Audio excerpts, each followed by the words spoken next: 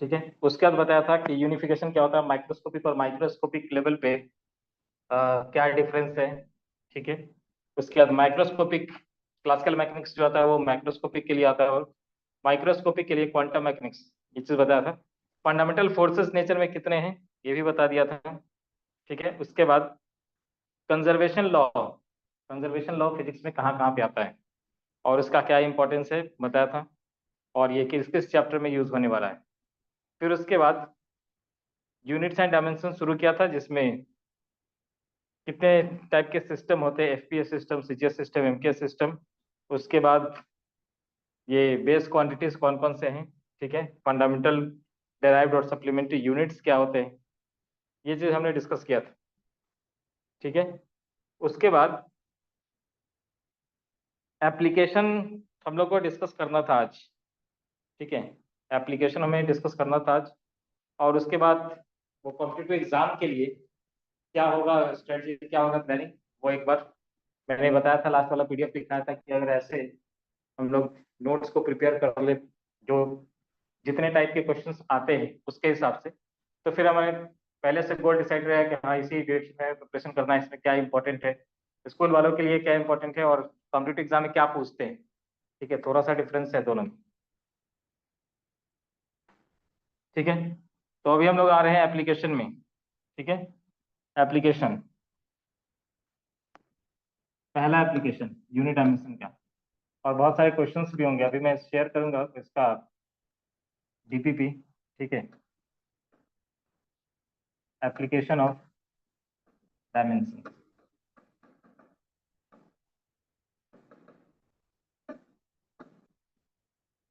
ठीक है। एप्लीकेशन का पहला ये डायमेंशन का पहला जो एप्लीकेशन है वो क्या है, तो यूनिट कन्वर्जन में, to convert one unit from another unit.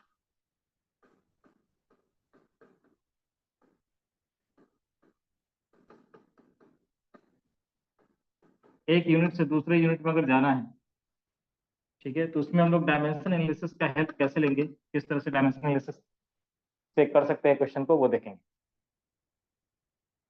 तो हमने ये देखा था लास्ट वाली क्लास में कि N1U1 इक्वल टू N2U2, ये ग्राफ भी मैंने बताया था कि जैसे न्यूमेरिकल वैल्यू को हम इंक्रीज कर देते हैं तो यूनिट छोटा हो जाता है, अगर न्यूमेरिकल वैल्यू को इंक्रीज करेंगे तो यूनिट छोटा होगा, अगर यूनिट को हम लोग छोटा करेंगे तो न्यूमेरिकल वैल्यू इंक्रीज होगा। ठीक है। जैसे एग्जांपल के लिए 1 मीटर, इसमें अगर यूनिट को हमने छोटा कर दिया, मीटर से सेंटीमीटर कर दिया, तो ये हो गया 100 सेंटीमीटर, तो न्यूमेरिकल वैल्यू इसका बढ़ गया है। यानी कि एन और यू के साथ अगर रिलेशन देखेंगे, एन यू ये कांस्टेंट ही रहना है। ठीक है। N u is equal to constant, कोई लेंथ अगर है, ये लेंथ मान लेते हैं, ये वाला लेंथ 1 मीटर का है, तो सेंटीमीटर में कोई मेजर करेगा तो लेंथ तो यही रहना है, सेंटीमीटर में उसका न्यूमेरिकल वैल्यू चेंज हो जाएगा। यूनिट कन्वर्ट करने से न्यूमेरिकल वैल्यू चेंज होता है। ठीक है। तो न्यूमेरिकल वैल्यू यहाँ पे चेंज हो चुका है। न्यूमेरिकल वैल्यू और यूनिट का क्या रिलेशन है, तो न्यूमेरिकल वैल्यू और यूनिट का क्या रिलेशन है, तो न्यूमेरिकल वैल्यू बढ़ाने से यूनिट घटता है, छोटा होता है। जैसे यहाँ पे बढ़ा दिया, यूनिट छोटा होगा। अगर हमने ये यूनिट को बड़ा कर दिया, न्यूमेरिकल वैल्यू छोटा हो गया, पहले 100 था अभी 1 हो चुका है। ठीक है। तो N U equal to constant और N inversely proportional to U, ऐसा बताया था, ग्राफ भी दिखाया था शायद। ठीक है। वो ग्राफ था ऐसा, एन वर्सेस यू का, कि अगर एक बड़ा होगा तो दूसरा छोटा होगा, इनवर्सली प्रोपोर्शनल का ग्राफ जैसा होता है वैसा। ठीक है। तो ये हम लोग ने लास्ट वाले क्लास में देखा था। आज इसके एप्लीकेशन है कि डायमेंशन का यूज करके हम लोग कैसे यूनिट को कन्वर्ट करते हैं। ठीक है।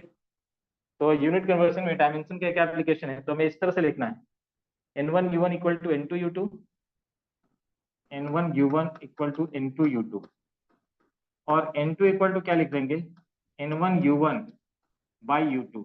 अब यहाँ पे करना क्या है, N1 जो न्यूमेरिकल वैल्यू को कन्वर्ट करना है वो लिखने का है, और फिर उसके बाद जिस फिजिकल क्वांटिटी का यूनिट दे रखा है, ध्यान रखना है डायमेंशन में हम यहाँ पे डायमेंशन पुट करने वाले हैं।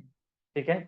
यू की जगह पे हम लोग डायमेंशन पुट करेंगे किसका, तो जिस फिजिकल क्वांटिटी का डायमेंशन दे रखा है, एग्जांपल लूंगा अभी M1 बाई M2, ऐसे ये मास का डायमेंशन है।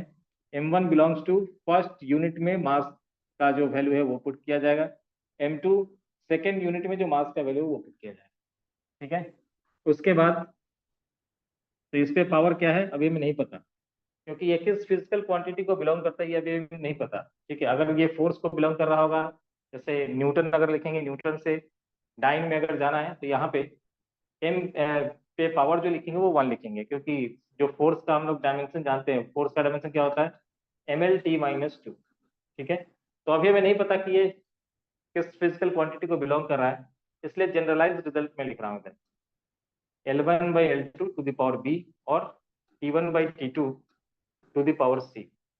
ठीक है, अच्छा उसके बाद ए बी सी, यहाँ पे जैसे ये फोर्स का अगर यूनिट, फोर्स के यूनिट को अगर हमें चेंज करना है तो फिर फोर्स का डायमेंशन यहाँ पे लिखा जाएगा, ए की वैल्यू 1, एल की वैल्यू या बी की वैल्यू 1 और सी की वैल्यू -2। ठीक है, तो वो हम सब्स्टिट्यूट कर देंगे। ठीक है, तो पहले हमें N2 को इस तरह से एक्सप्रेस कर देना है।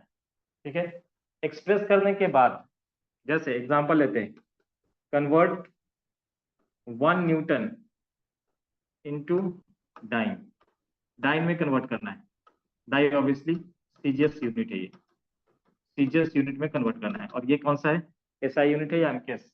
ठीक है, तो इधर में न्यूटन में पता है किसका है यूनिट, फोर्स का है, तो मैं और किसको कन्वर्ट करना है, 1 न्यूटन, तो मैं N1 की वैल्यू लिखूंगा 1, और N2 को क्या लिखूंगा ऐसे, N2 = 1 × M1 जो कि है kg बाई M2 जो कि है सीजीएस यूनिट यानी कि ग्राम, टू दी पावर 1, L1 यानी कि metre, to the power by centimetre, centimetre CGS में ले जाना है, टू दी पावर क्या है तो 1, और टी टू दी पावर क्या लिखेंगे, तो टी एमकेएस में और सीजीएस में दोनों में ही टाइम के लिए सेकेंड को ही यूज किया जाता है।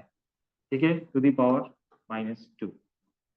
अब करना क्या है, न्यूमेरिकल वैल्यू चाहिए, यूनिट सेम अगर होगा तभी कैंसिल होगा, तो या तो तुम ग्राम को केजी में कन्वर्ट कर दो या फिर केजी को ग्राम में कर दो, ज्यादा आसान होता है बड़े यूनिट को कन्वर्ट करना।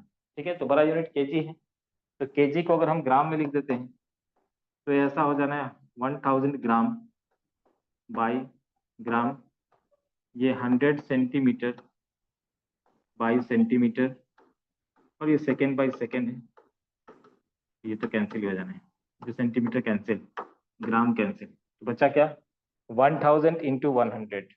ठीक है, और ये तो 1 है, 1 पे पावर कुछ भी निगेटिव हो पॉजिटिव हो 1 ही रहना है।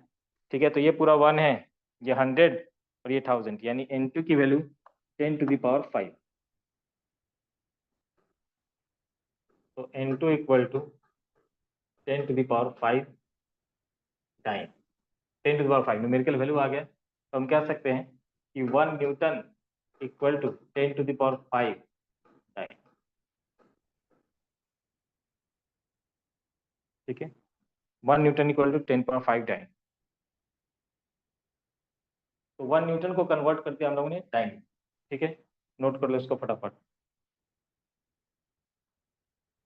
तो ये पहला एप्लीकेशन था, तो एप्लीकेशन में हमें करना क्या है, हमें इस चीज को लेकर के चलना है कि N1 U1 = N2 U2, और फिर N2 निकालने के लिए N1 U1/U2, और इधर में U1/U2 का जो रेशियो होगा वो हमें जिस फिजिकल क्वांटिटी का यूनिट कन्वर्ट करना है उसका डायमेंशन इधर में सब्स्टिट्यूट किया जाएगा। डायमेंशन सब्स्टिट्यूट करने के बाद फिर हम लोग प्रॉपर यूनिट, जिस यूनिट में जो भी है उसको सब्स्टिट्यूट कर देंगे।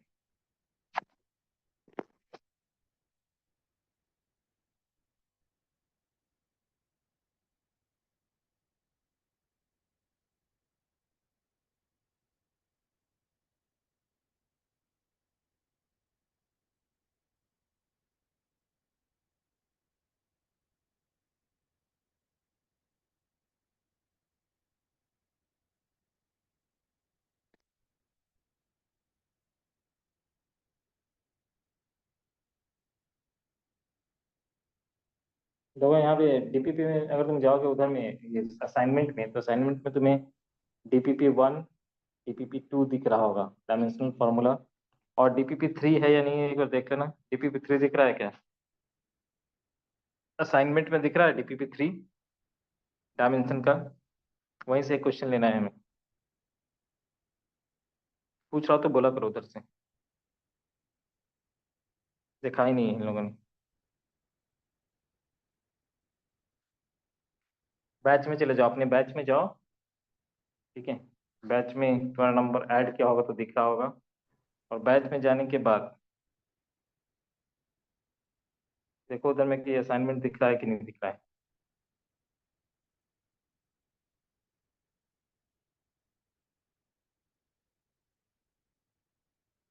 Uses of dimension, dimensional formula, units, DPP1 ऐसे दिख रहा होगा। दिखा? हाँ सर। हम्म, सबका पेंडिंग ही दिख रहा है मुझे यहाँ।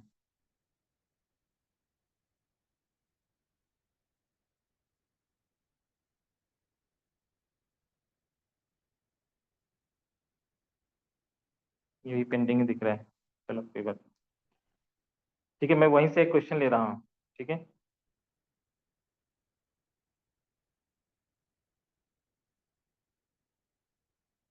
यूजेस ऑफ डायमेंशन से निकाल लो, तुम लोग डाउनलोड कर लो, उधर में दिखेगा। क्वेश्चन ये है, क्वेश्चन है a car is नहीं, the pressure of a gas is 5 into 10 to the power 5 pascal. ठीक है, पास्कल ऑब्वियसली ये ऐसा यूनिट है, न्यूटन पर मीटर स्क्वायर होता है। ठीक है, क्या कहा है? The pressure of a gas is 5 into 10 power 5 pascal, find the pressure of the gas in dyne per centimetre square. ठीक है, क्या है क्वेश्चन में लिख दो यहाँ पे।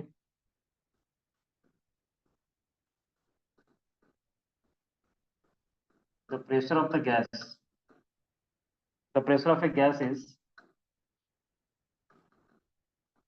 5 into 10 to the power 5 pascal.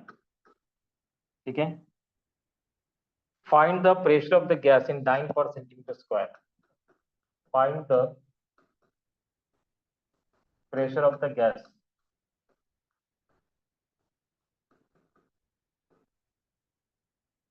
find the pressure of the gas in dyne per centimeter square,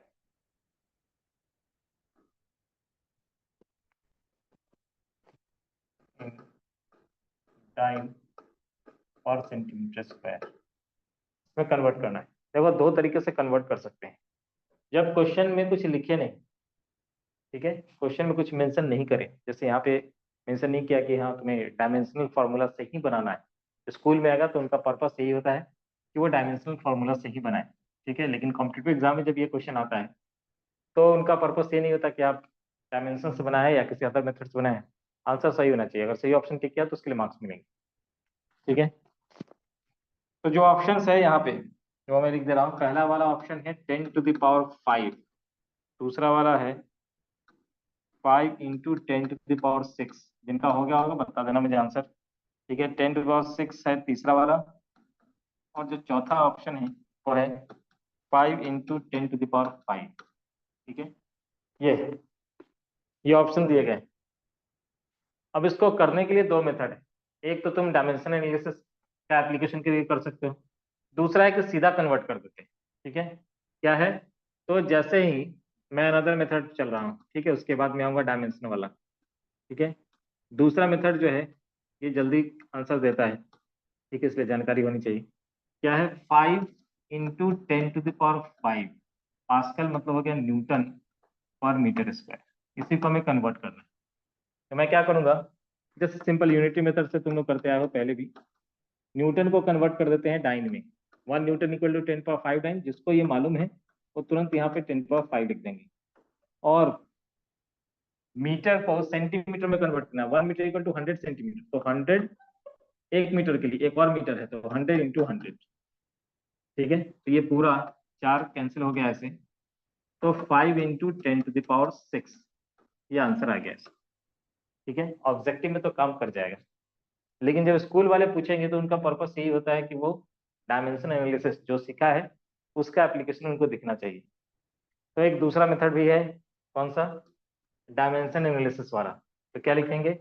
हमें लिखना है पहले ऐसे N1U1 इक्वल टू N2U2। ठीक है, ये है डायमेंशन एनालिसिस, डायमेंशनल मेथड। ठीक है, कैसे करेंगे? N1U1 इक्वल टू N2U2, तो N2 equal to N1U1 by U2। ठीक है। N1 कितना है, तो N1 की वैल्यू इसी को कन्वर्ट करने का है, तो 5 इंटू 10⁵।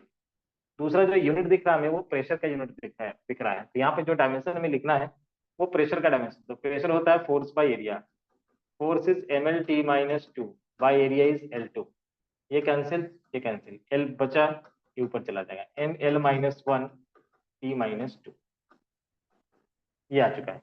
तो यहाँ पे भी हमें वही वाला डायमेंशन लिखना है, m1/m2 whole to the power 1, एक की जगह पे 1, L1/L2 whole to the power -1, और फिर क्या था वो, time T1/T2 whole to the power -2। चलो अब रिस्पेक्टिव यूनिट में चेंज करते हैं।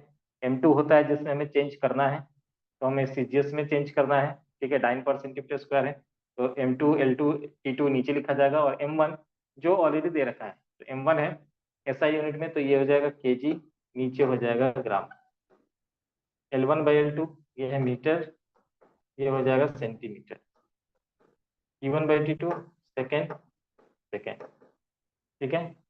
अब ये कितना हो चुका है, 5 इंटू 10⁵ इंटू 1000 इंटू 100, ऐसा लिखेंगे, क्योंकि अच्छा एक चीज और ध्यान रखना है, यहाँ पे पावर -1 था, ठीक है, तो ये जो 100 आया ना, ये होल टू द पावर -1 हो जाएगा ऐसा, तो 5 इंटू 10⁵ इंटू 1000 डिवाइडेड बाई 100, ऐसा लिखेंगे, और ये 2 जीरो को हटा दें, तो 5 इंटू 10⁶। तो डायमेंशन एनालिसिस से भी N2 की वैल्यू उतनी ही मिली।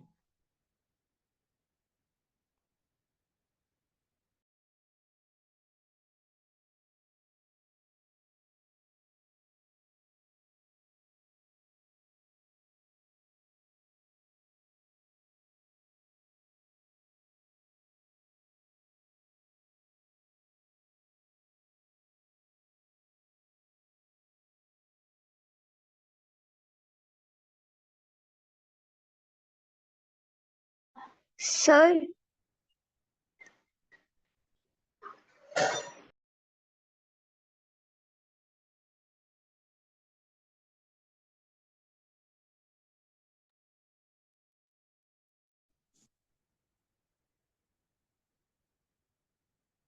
ठीक है, तो दोनों से आंसर वही आया, 5 और 6, लेकिन यह है सिंपल यूनिटरी मेथड से कि हाँ 1 न्यूटन को हमने कन्वर्ट कर दिया, 1 मीटर को कन्वर्ट कर दिया, जिसको जहां पे कन्वर्ट करना था वहां पे कन्वर्ट कर दिया। न्यूटन को कन्वर्ट करना था डाइन में, तो 10⁵ से मल्टीप्लाई कर दिया, 1 newton equal to 10⁵ dyne, and 1 metre equal to 100 centimetre, तो 100 से मल्टीप्लाई किया, 2 बार मीटर था इसलिए 2 बार मल्टीप्लाई किया। तो एक मेथड ये है जो जल्दी आंसर दे देगा, दूसरा स्कूल वाला चाहेंगे तुम्हें ऐसा करवाए, ठीक है, स्कूल में जब पूछा जाएगा तो डायमेंशनल मेथड से ही करना है, ठीक है। चलो आगे बढ़ जाओ थोड़ा।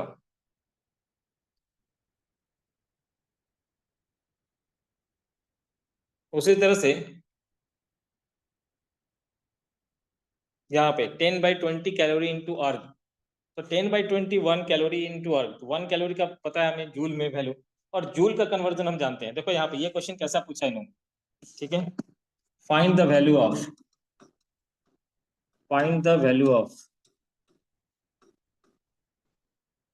क्या हो गया, तो 10/21 कैलोरी, 10/21 कैलोरी इन अर्ग, हमें ये पता है कि 1 जूल इक्वल टू 10⁻7 अर्ग होता है, ठीक है, लेकिन अगर इसको हम जूल में कन्वर्ट कर सके, ठीक है, इसके लिए कुछ कन्वर्जन यूनिट भी पता होना चाहिए।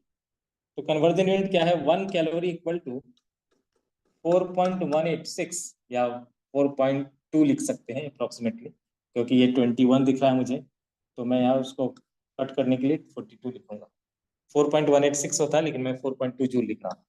1 calorie equal to that much joule, तो इस कैलोरी को अगर हम जूल में कन्वर्ट कर लें, तो 10/21 calorie equal to 4.2/21 into 4/2 into 10/21, ऐसा लिखेंगे, और ये कैंसिल हो गया 2 टाइम्स, तो 2 जूल है, और जूल को अर्ग में हम लोग कन्वर्ट करना जानते हैं, 1 joule equal to 10⁷ earth.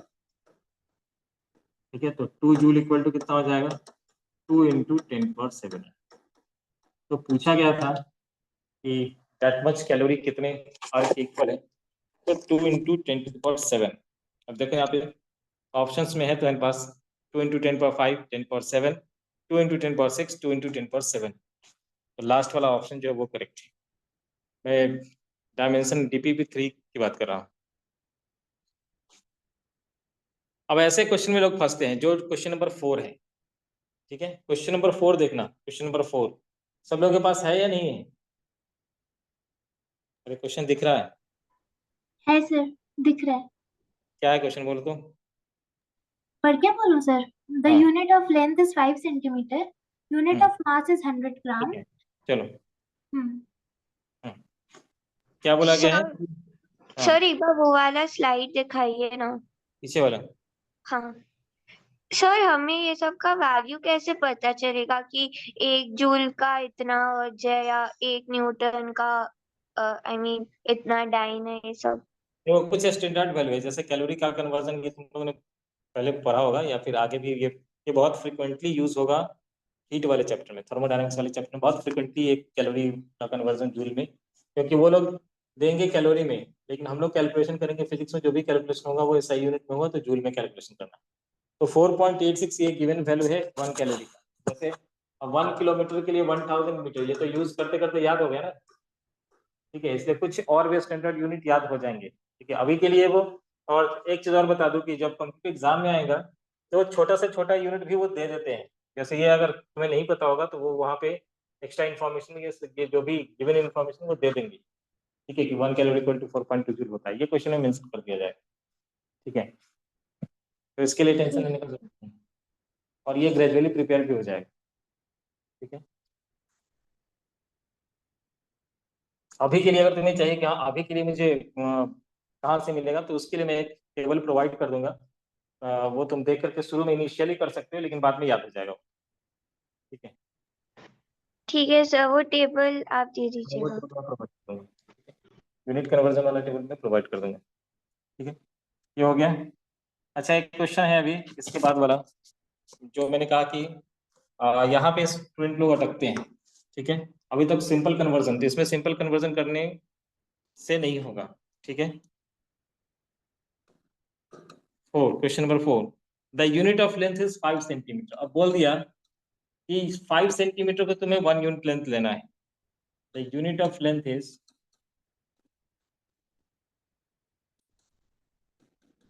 5 centimetre.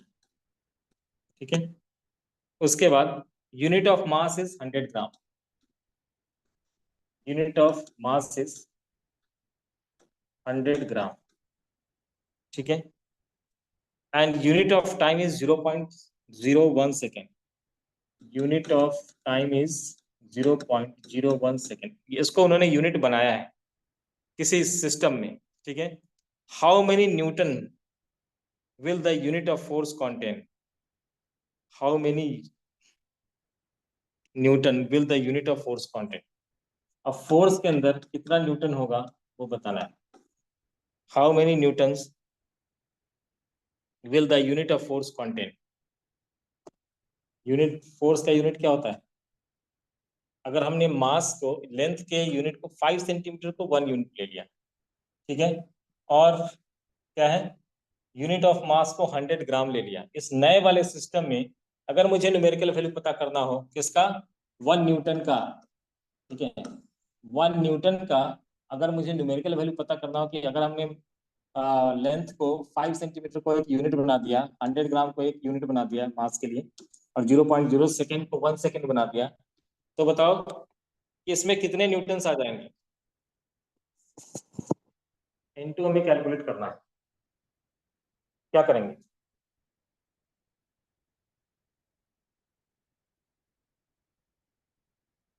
यानी कि अगर ये कोई यूनिट है फोर्स का, सपोज दैट ये समथिंग कोई यूनिट है फोर्स का, इसके अंदर कितने न्यूटन आएंगे ये पूछा जा रहा है। ठीक है, ये पूछा जा रहा है, तो क्या करेंगे बताओ, कैसे करेंगे कैलकुलेट? ऑप्शंस ऑप्शंस ऑप्शंस में लिख दे रहा हूँ साइड में ऑप्शन लिख रहा हूँ। ऑप्शन है पहला 5 into 10⁵ न्यूटन, ठीक है। उसके बाद बी में है 5 into 10⁻⁻⁵ न्यूटन, ठीक है। और उसके बाद सी में हो गया 5 और डी में है, दिख रहा है डी साइड वाला, डी में है 10 न्यूटन। तुम्हें बता रहा है कि अगर हमने यूनिट ऑफ लेंथ को 5 सेंटीमीटर लिया होता, यूनिट ऑफ मास को 100 ग्राम लिया होता, तो फोर्स का कुछ यूनिट आता है इधर में, न्यूमेरिकल वैल्यू के साथ कुछ यूनिट आता है, ठीक है। ये कितने न्यूटन के इक्वल है, अगर हम इसको यूनिट सिलेक्ट करते हैं। जैसे 1 न्यूटन कैसे डिफाइन हुआ था, याद करो। 1 न्यूटन डिफाइन हुआ था कैसे, केजी मीटर पर सेकेंड स्क्वायर, यानी कि 1 केजी मीटर पर सेकेंड स्क्वायर, मीटर पर सेकेंड स्क्वायर, ऐसा मास इनटू एक्सीलरेशन, ऐसे, ठीक है।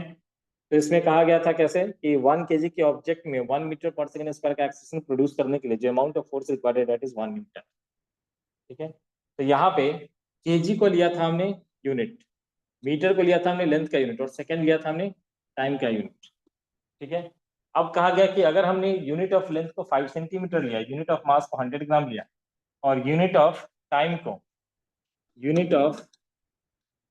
अगर हमने 0.01 सेकेंड लिया, तो बताना है कि कितने न्यूटन के इक्वल होगा ये,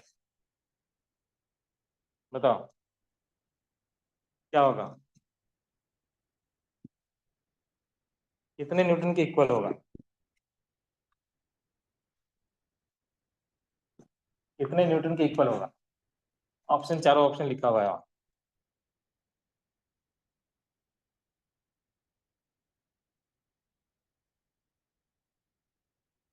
क्या करते हैं ये बताओ, क्या सोच रहे हैं। सर जो वैल्यूज दी है उनको मतलब कन्वर्ट कर लेंगे, जैसे 1000 ग्राम 100 ग्राम दिया है तो उसे 1 किलोग्राम में कितना है, ऐसे कन्वर्ट कर करके करेंगे शायद। कैसे कन्वर्ट करके, 100 ग्राम मतलब में,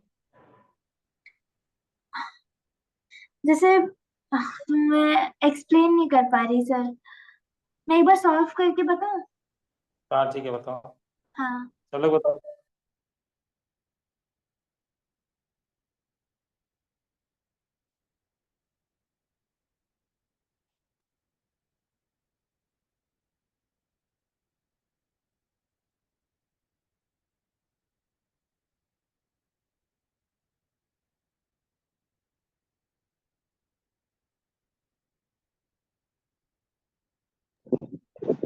सर ये यूनिट एंड डायमेंशंस वाला डीपीपी कहाँ है?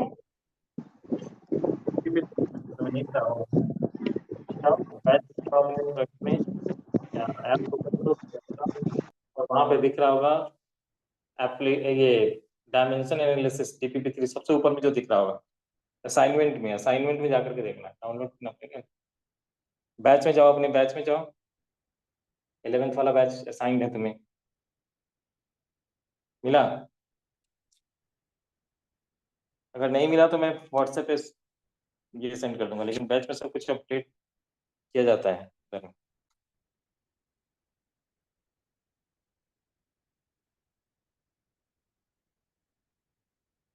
हाँ सर मिल गया। चलो ठीक।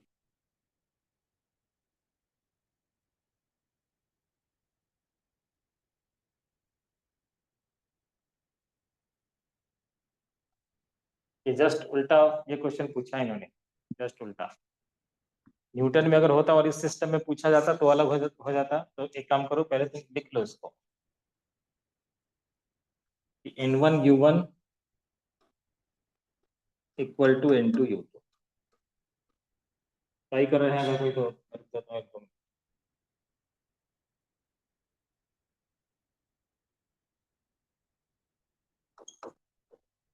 N2 हमें निकालने का है, तो N1U1 बाई U2 ऐसा लिखेंगे। N1 की वैल्यू कितनी है? N1 नहीं पता हमें, ठीक है, N1 हमें नहीं पता, N1 तो हमें निकालने को कहा गया है, ठीक है। और उसमें वैल्यूज दे रखे हैं, किसके लिए? N1 पहले वाला जो यूनिट था वो ये सब है यूनिट, ठीक है, पहले वाला यूनिट दे रखा है। किसको कन्वर्ट करने का है? देखो किसको कन्वर्ट करना है?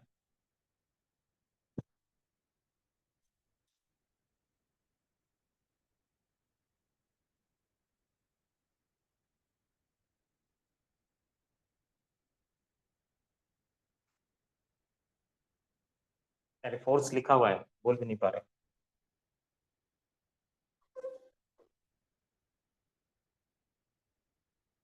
ये कितना हो रहा है?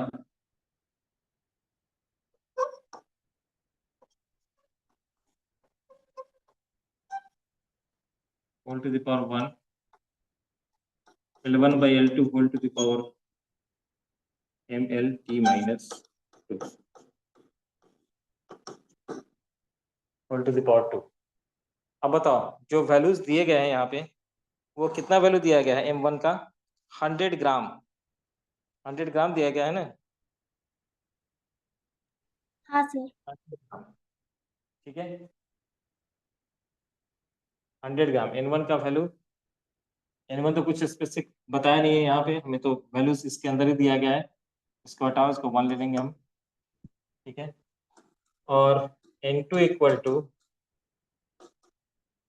M1 की वैल्यू इन्होंने दे रखा है, M1 आ गया 100 ग्राम, तो 100 ग्राम में लिखते हैं।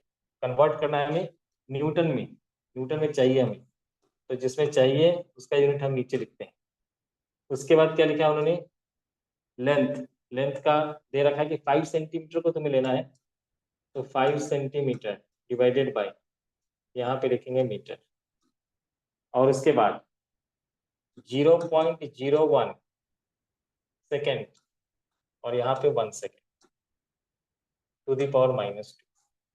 बताओ यहाँ से N2 की वैल्यू कितनी है? किसकी वैल्यू N2 सर? N2 की? तुम्हें केजी वाले को कैंसिल करना है, इसको केजी में कन्वर्ट करो।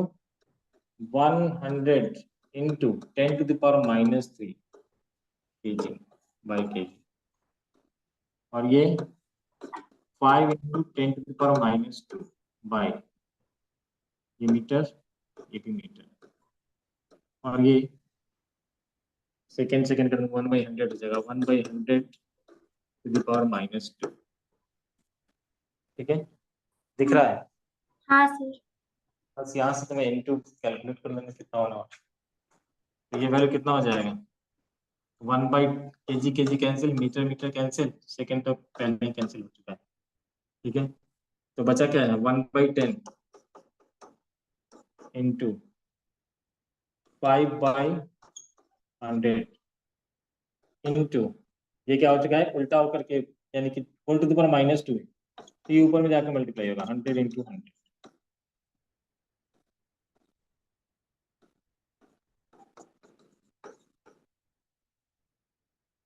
लास्ट वाला 10 था कि 50 था? वो एक बार देख लेना पड़ेगा।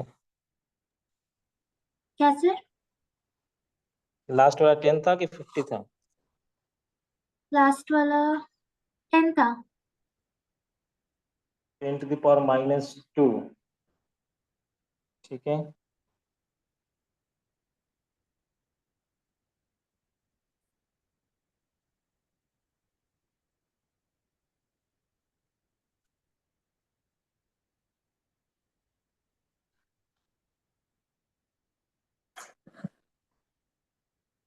वन इंटू 100 ग्राम था, ठीक है, 5 सेंटीमीटर था, ये भी ठीक है, और वो था 0.01 सेकेंड, 0.01 सेकेंड, ठीक ठीक है, इसको हमने केजी में कन्वर्ट कर लिया क्योंकि केजी वाले टर्म को हमें कैंसिल करना था, तो केजी के लिए 10⁻³ से मल्टीप्लाई किया, इसको 5 × 10⁻² से मल्टीप्लाई किया, और उधर में 1/100 टू द पावर -2 था, तो ये ऊपर में जाकर के मल्टीप्लाई हुआ। ठीक है, डी वाला जो ऑप्शन है वो 10 नहीं होना चाहिए, मतलब 5 में आंसर 50 होना चाहिए।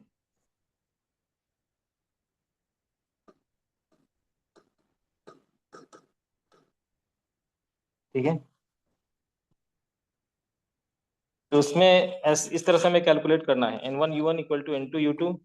ध्यान रखना कि पहले वाला टर्म ही सीजीएस में था, और सीजीएस में 1 यूनिट 1 सेंटीमीटर को उन्होंने नहीं कहा कि 5 सेंटीमीटर को लो 1 यूनिट ले। ठीक है, 100 ग्राम को लो 1 यूनिट, इसको 1 यूनिट। जब पर्टिकुलर कोई नंबर डिफाइन कर देंगे तब तुम्हें इसी तरह से करना है, उस नंबर के साथ सब्स्टिट्यूशन होगा।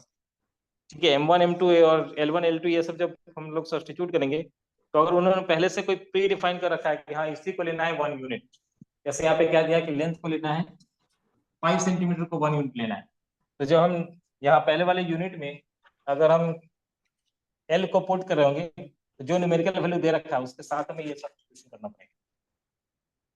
ठीक है, एक और क्वेश्चन दिखाता हूँ, एक तो क्वेश्चन सर जो यहाँ पे हम लोग केजी मीटर सेकंड स्क्वायर को न्यूटन में कन्वर्ट किए।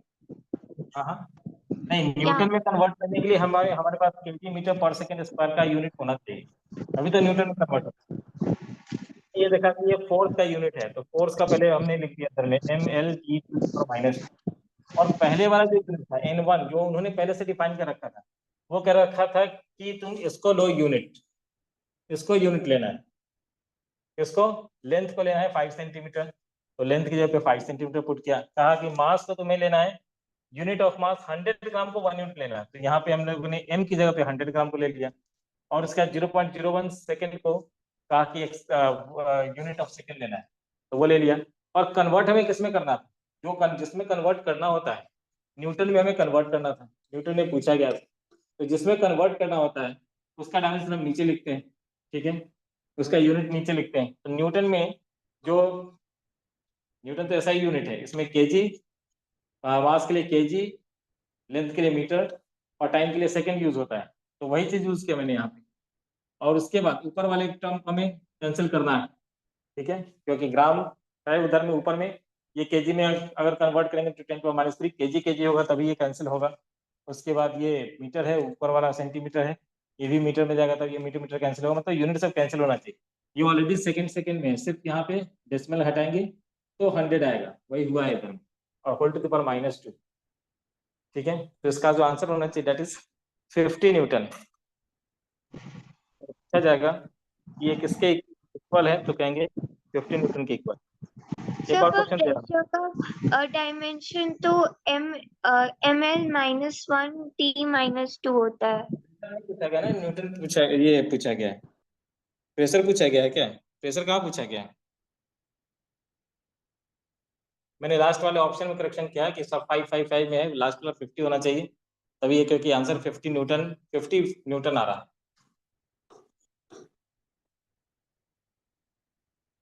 प्रेशर कहाँ पहुंच गई, प्रेशर वाले क्वेश्चन कहाँ है? How many Newton's will the unit of force contain, ये पूछा गया। मैं क्वेश्चन नंबर 4 में 4। हाँ ठीक है सर, तो यहाँ पे फोर्स का डायमेंशन यूज करना होगा। अब देखो जैसे यहाँ पे सेकंड वाले उसके 5 वाले में आ जाओ, 5 वाला करके देखो। सरफेस टेंशन का डायमेंशन पता है, और इसको न्यूटन मीटर में दिया हुआ सीजीएस में कन्वर्ट करना है। ठीक है, 72 इंटू 10⁻³ न्यूटन पर मीटर कहा गया, ये सरफेस टेंशन। ठीक है, सरफेस टेंशन, और इस सरफेस टेंशन का डायमेंशन क्या होता है, फोर्स डिवाइडेड बाय लेंथ, ये होता है फॉर्मूला। तो फोर्स हो चुका है mL/T-2 डिवाइडेड बाय लेंथ, ये कैंसिल हो जाएगा mt-2, ऐसा हो। तो ये डायमेंशन किसका है, सरफेस टेंशन का। ठीक है, अब हमें कन्वर्ट करना है किसको, तो ऐसे लिखेंगे N1U1 = N2U2। अब इधर से N2 निकालने का है, N1U1 divided by U2। n1 की जगह पे ये न्यूमेरिकल वैल्यू लिखा जाएगा 72 इंटू 10⁻³ और यूनिट जहाँ पे u1 बाई u2 है वहां पे हमें लिखना है इसका dimension m1 by m2 to the power 1 l है नहीं t1 by t2 to the power -2। अब सब्स्टिट्यूशन होगा इधर में, पहला वाला यूनिट SI यूनिट में था, पहला वाला SI यूनिट में था, तो SI यूनिट में पहले वाला kg होगा, कन्वर्ट करना है सीजीएस में, तो सीजीएस में ग्राम होगा, ये सेकेंड होगा, इधर में भी सेकेंड होगा। ठीक है, इसका कैलकुलेशन हमें करना है। इसका कैलकुलेशन कैसे करेंगे? अब नीचे वाले टर्म को कैंसिल करना है तो इस केजी को हमें ग्राम में ले जाना पड़ेगा। तो 72 इंटू 10⁻³ केजी मीन्स 1000 ग्राम, नीचे भी ग्राम, ये वाला टर्म कैंसिल, सेकेंड सेकेंड तो ऐसे ही कैंसिल, तो ये पावर कुछ भी 1 टू द पावर कुछ भी हो, पावर यही रहेगा। तो कितना आ चुका है? कैंसिल हो गया है सिर्फ 72। जो हम इसको डाइन में बताए, इसमें डाइन पर सेंटीमीटर में बताएंगे तो 72 डाइन पर सेंटीमीटर यानी कि सेकेंड वाला ऑप्शन होगा।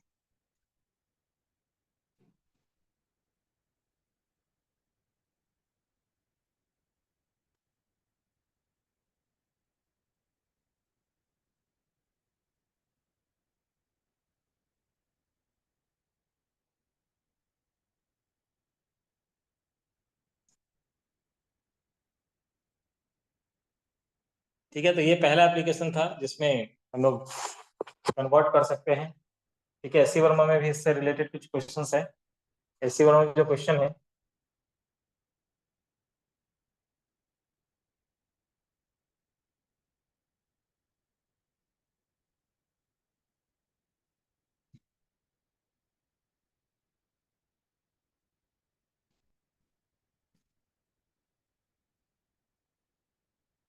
लास्ट वाली क्लास में हम लोगों ने ये सब चीज देखा था कि dimension of electric dipole moment क्या है, फाइंड द इक्वेशन यहाँ तक।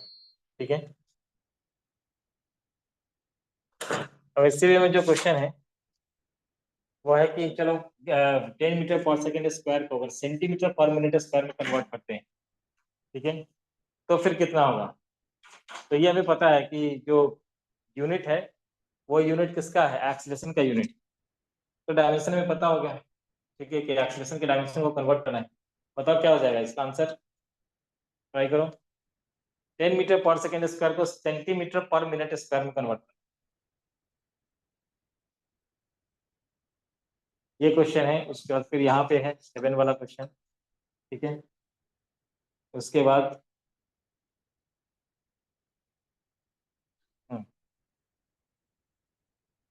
प्रेशर कैलकुलेट करना है एसआई यूनिट में और सीजीएस यूनिट में, ये है, ये सब यूनिट कैलकुलेशन वाले question. Express power of 100 watt into CGS unit, ये है क्वेश्चन। ठीक है, ये सब उसी के ऊपर है। ठीक है, क्वेश्चन नंबर 8, 9, 10, 11। ठीक है, क्वेश्चन नंबर 8 करना आगे, क्या है आंसर, ट्राई करो।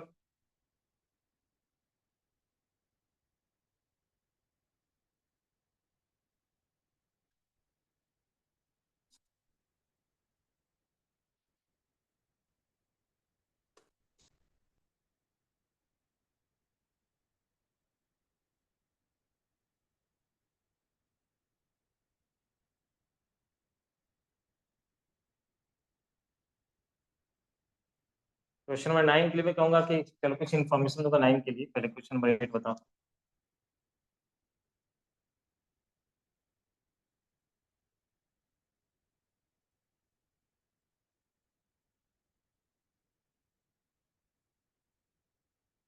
क्या है सुनिधा, क्वेश्चन नंबर 8 का?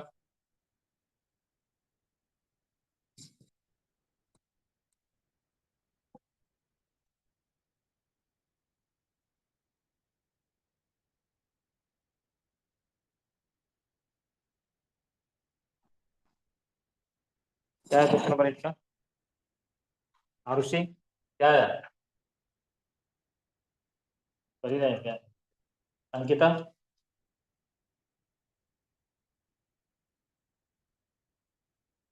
क्वेश्चन नंबर 8 का क्या है आंसर? अरे अगर हो ही रहा है, अभी ऑन गोइंग है तो बता दो कि हाँ अभी कर ही रहे हैं। लावण्य, सुनाई दे रहा है तुम लोग को? कर रही हूँ सर। क्या है आंसर?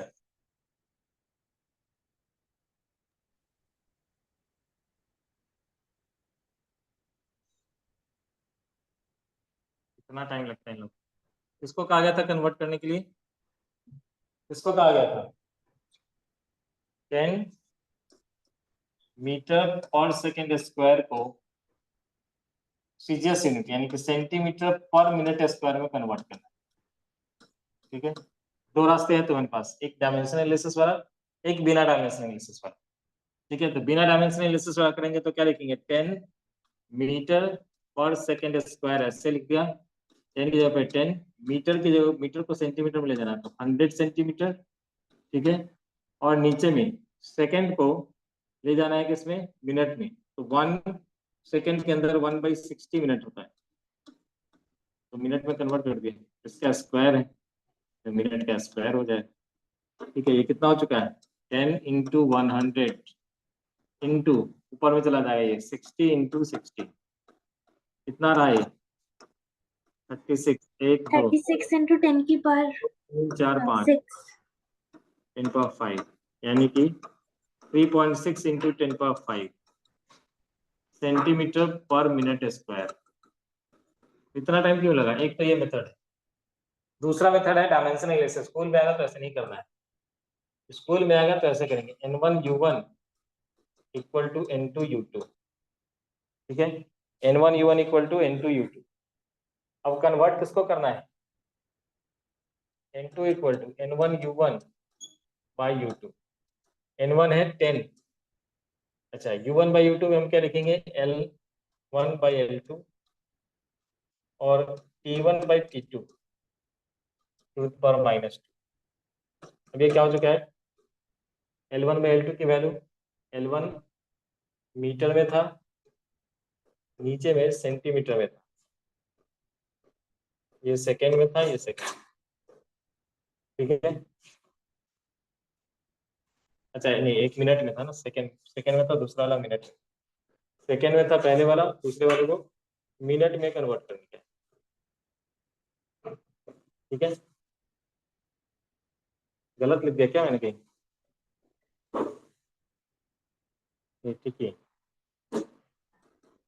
यहाँ पे पावर है -2 10, और ये मिनट, मीटर से सेंटीमीटर में जाएंगे तो 100 सेंटीमीटर डिवाइडेड बाई सेंटीमीटर, और ये सेकेंड है, और इसको अगर हमने कन्वर्ट कर दिया 60 second whole to the power minus, ऐसे सेंटीमीटर सेंटीमीटर कैंसिल, सेकेंड से सेकेंड कैंसिल, 10 इंटू 100 इंटू ये 1/60 है, ये ऊपर चला जाएगा तो 60 इंटू 60 हो जाएगा। यहाँ से वही आंसर आ रहा है, 3.6 into 10 to the power 5 centimetre per minute का स्क्वायर। ठीक है, तुम्हें जैसे करना वैसे करो, लेकिन स्कूल वाले चाहेंगे कि तुम किस वाले मेथड से। ठीक है, स्कूल वाला मेथड यही है, कॉम्पिटेटिव एग्जाम में आएगा उतना वेट नहीं करेंगे, मैं ऐसे कर सकता। ठीक है, दोनों मेथड बता दिया है, जैसे होगा कर लेना।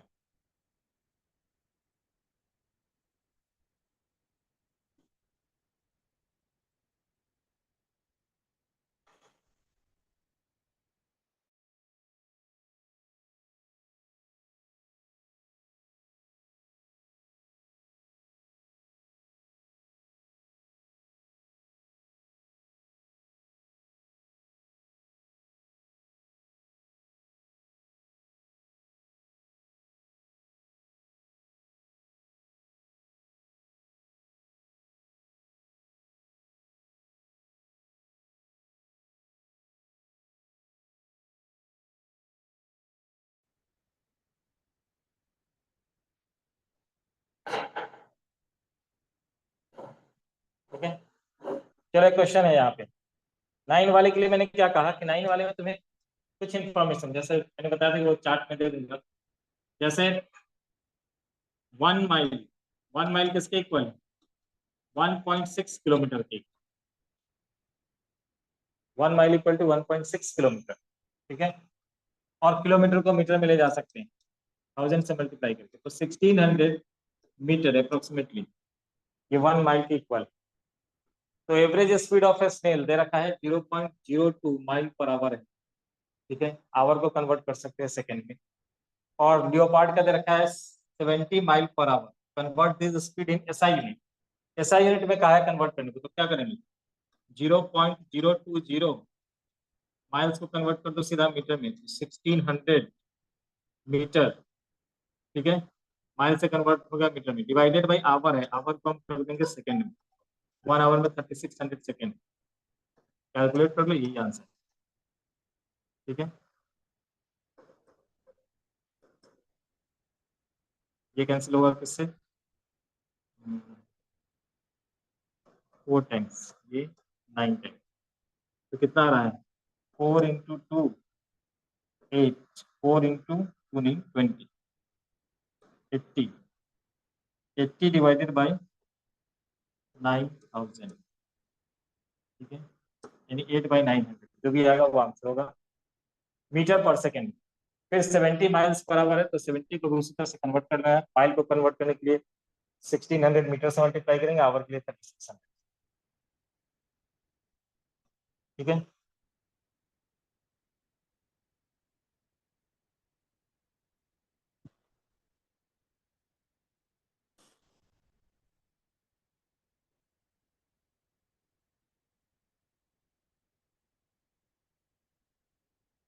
अब यहाँ पे भी क्वेश्चन नंबर 10 में ये जो स्पेसिफिक ग्रेविटी होता है, ये पढ़ा हुआ तुम लोगों ने, अगर नहीं पढ़ा है तो जान लो भी, स्पेसिफिक ग्रेविटी रेशियो होता है बेसिकली डेंसिटी। क्वेश्चन नंबर 10 अगर कोई करने के लिए जाएंगे तो इन्फॉर्मेशन यहाँ पे स्पेसिफिक ग्रेविटी का दिया हुआ है, तो स्पेसिफिक ग्रेविटी में वाटर के डेंसिटी से मल्टीप्लाई करके हम लोग डेंसिटी निकाल लेते हैं इस सिस्टम, ठीक है।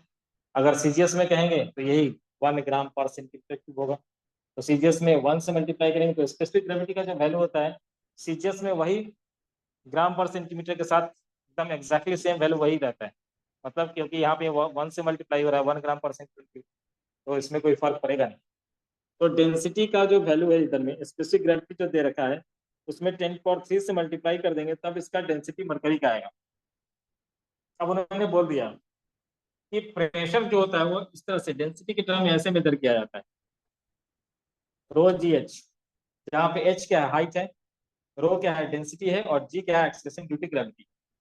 कहा कि प्रेशर के लिए तुम्हें ये फॉर्मूला यूज करना है, बिल्कुल तुम्हें तंग नहीं किया, तुम्हें पता है या नहीं पता है उन्होंने बता दिया क्वेश्चन, ठीक है, कि प्रेशर के लिए रो जी एच का फॉर्मूला यूज करना है, जहाँ पे एच होता है हाइट, रो है डेंसिटी, और जी है acceleration due to gravity. Acceleration due to gravity का वैल्यू दे रखा है, रो का वैल्यू निकालने के लिए यानी कि ग्रेविटी निकालने के लिए हम लोग क्या करेंगे, स्पेसिफिक ग्रेविटी में वाटर के डेंसिटी से मल्टीप्लाई कर देते हैं, यानी कि 13.6 इंटू 10⁻³ 13.6 इंटू 10⁻³, ठीक है।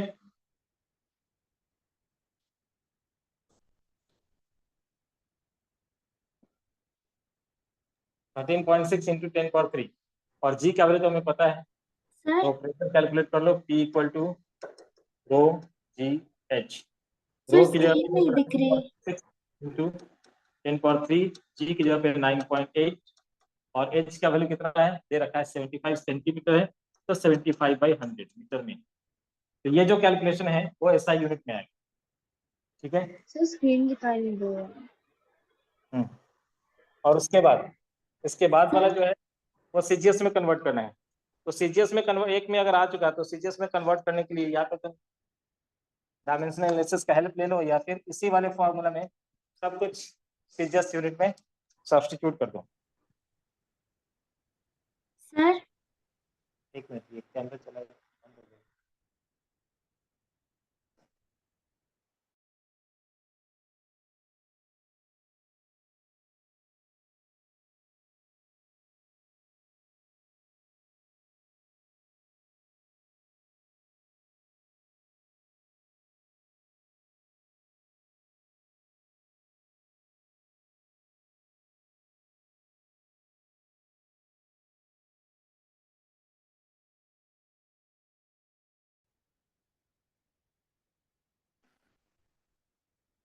दिख रहा है? हाँ ये सर। क्या रहा है, रो जी एच ये फॉर्मूला दे रखा है उन्होंने। डेंसिटी का वैल्यू पुट किया, जी का वैल्यू पुट किया, एच का वैल्यू सब ऐसा यूनिट में पुट कर दिया, जो आएगा यहाँ से वही उसका आंसर होगा। अप्रोक्सीमेटली 1 × 10⁵ ऐसा आना चाहिए। ठीक है, अप्रोक्सीमेटली न्यूटन पर मीटर स्क्वायर। यस, 1 × 10⁵ न्यूटन पर मीटर स्क्वायर। अब इसी को सीजीएस यूनिट में कन्वर्ट करना है, तो सबको सीजीएस में पुट कर दो। सीजीएस में मैंने बताया था कि 1 ग्राम/सेंटीमीटर क्यूब होता है ये वाटर का डेंसिटी। अगर स्पेसिफिक ग्रेविटी में हम 1 से मल्टीप्लाई करेंगे तो यही रह जाएगा 13.6। हाँ, जी का वैल्यू 980 पुट करना पड़ेगा, तुम्हें सीजीएस में 980 पुट करना पड़ेगा। ठीक है, और ये तो ऑलरेडी सेंटीमीटर में दे ही रखा है।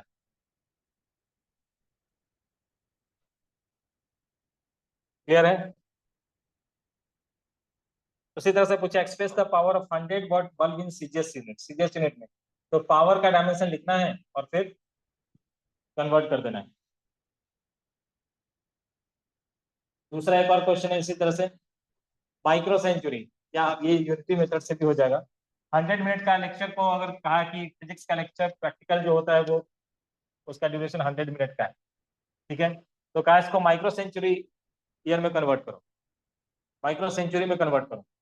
How many micro century did you sleep yesterday, ये दूसरा उसमें ऐड कर दिया।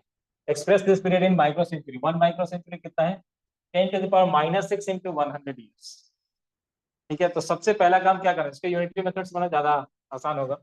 ठीक है, ये 100 मिनट है और इसमें एक ही, ये कोई एक ही टाइम का यूनिट है, तो इसको यूनिटरी से ही करना पड़ेगा। क्या कहा है?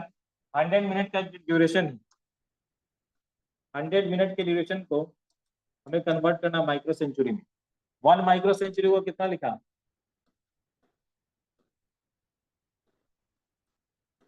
100 × 10⁻⁻6 ईयर्स।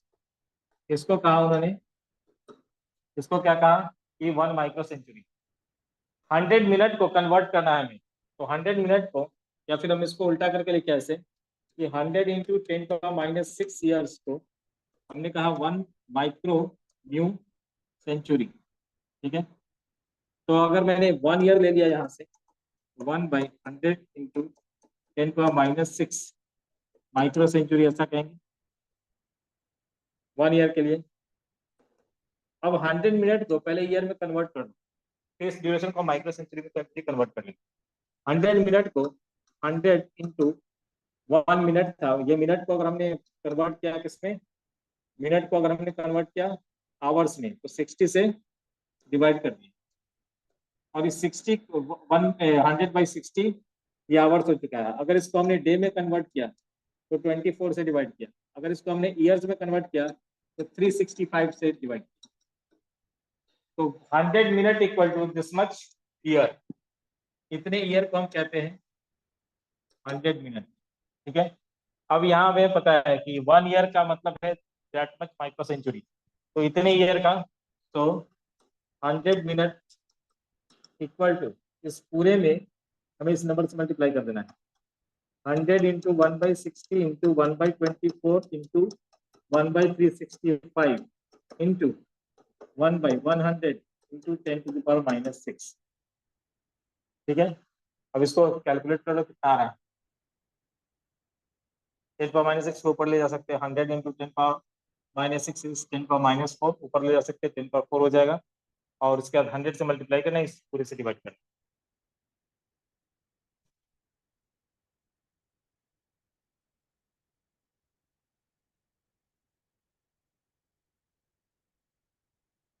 कौन सा क्वेश्चन था ये?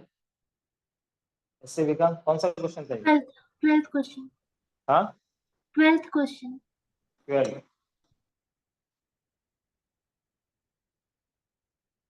इसके बाद ये डायमेंशनल का एप्लीकेशन वाला, मतलब यूनिट कन्वर्जन वाला क्वेश्चन नहीं है। ठीक है, अब आते हैं हम लोग दूसरे एप्लीकेशन में। दूसरा एप्लीकेशन क्या है इसका? इसका दूसरा एप्लीकेशन क्या है? तो to check the dimensional correctness of an equation, वो इक्वेशन डायमेंशनली करेक्ट है या नहीं, उसको चेक करने के लिए भी हम लोग इसको यूज करते हैं। और ये बहुत काम का मेथड है कहीं पे जब ऑब्जेक्टिव क्वेश्चन हो एग्जाम में, और सबका डायमेंशन ऑप्शन में जो है वो सबका डायमेंशन अलग अलग, और तुमसे मान लो कि पूछा गया कि कैलकुलेट इस सिचुएशन में तुम टाइम पीरियड कैलकुलेट करो, तो तुम सिर्फ उस वाले ऑप्शन को टिक लगाओ जिसका डायमेंशन टाइम के डायमेंशन के इक्वल। ठीक है, तो बिना बनाए वो क्वेश्चन सॉल्व हो जाए। और ये काफी यूजफुल है जब हम लोग ऑप्शन चेक के थ्रू कोई किसी क्वेश्चन को करते हैं। ठीक है, मतलब ये क्वेश्चन को बनाने का एक जस्ट टेक्निक है।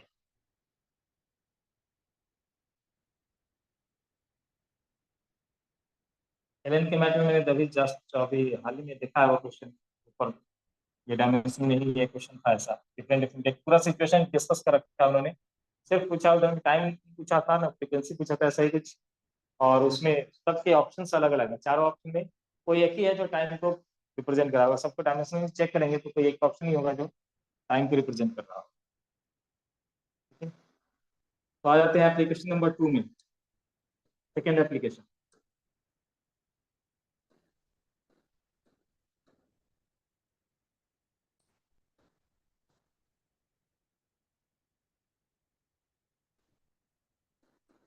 to check the dimensional correctness of an equation.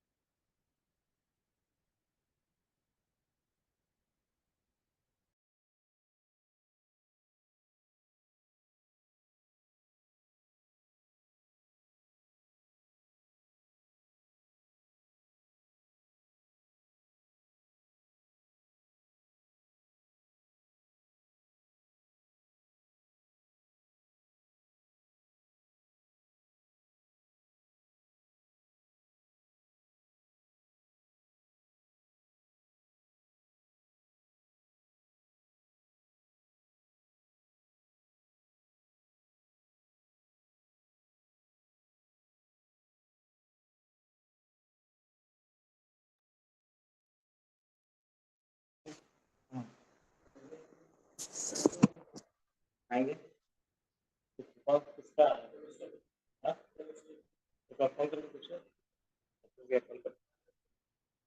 to check the dimensional correctness of an equation। जैसे मान लो कि s equal to ut plus half a t square, इसको हम लोग चेक कर रहे हैं कि ये करेक्ट है कि नहीं। तो लेफ्ट हैंड साइड में जो डायमेंशन है वो ये s किसको रिप्रेजेंट कर रहा है, डिस्टेंस को या डिस्प्लेसमेंट को। तो लेफ्ट हैंड साइड का जो डायमेंशन है वो l। राइट हैंड साइड का अगर हम डायमेंशन इसमें चेक करेंगे तो ये u है, u का मतलब हो गया lt माइनस 1 वेलोसिटी का डायमेंशन इनटू टाइम, टाइम से मल्टीप्लाई करना, प्लस नंबर का कोई डायमेंशन होता नहीं, एक्सीलरेशन का dimension lt minus 2 into t to the power 2। तो यहाँ पे हमने देखा क्या है, ये टी से टी कैंसिल हो गया, एल बचा, एल प्लस ये क्या आ चुका है t square, t to the power minus 2 cancel हो चुका है, एल बचा। L plus l is l, 12 मत देख देना, l plus l is l, क्योंकि हम डायमेंशन को ऐड करें, लेंथ और लेंथ को ऐड करेंगे तो लेंथ ही मिलेगा। तो लेफ्ट हैंड साइड में भी डायमेंशन में लेंथ था और राइट हैंड साइड में भी डायमेंशन में क्या है, लेंथ। ठीक है, तो डायमेंशनली ये करेक्ट इक्वेशन, डायमेंशनली ये इक्वेशन करेक्ट। अगर हमने इसकी जगह पे अगर ऐसा लिखा होता है s equal to u t plus a t square, सिर्फ ऐसा लिखा होता तो क्या ये डायमेंशनली करेक्ट आता, ये भी आ जाता, क्योंकि लेंथ एल आता है इधर में l T minus 1 into t और इसके बाद फिर l T minus 2 into t to the power 2 ऐसा आता। ठीक है, और ये आ जाता क्या, लेंथ प्लस लेंथ। तो ये भी करेक्ट हो जाता, डायमेंशनली ये करेक्ट इक्वेशन। लेकिन इसी में हमें एक स्टेटमेंट लिखना है कि एक्चुअल में जो करेक्ट इक्वेशन है वो ये वाला इक्वेशन। ठीक है, तो डायमेंशनली जो इक्वेशन करेक्ट है वो एक्चुअल में मे और मे नॉट करेक्ट। ठीक है, डायमेंशनली करेक्ट इक्वेशन, तो नोट पे हम क्या डालेंगे यहाँ पे, डायमेंशनली करेक्ट इक्वेशन, ये लिमिटेशन ऑफ डायमेंशनल एनालिसिस में आता है, डायमेंशनली करेक्ट इक्वेशन मे और may not correct.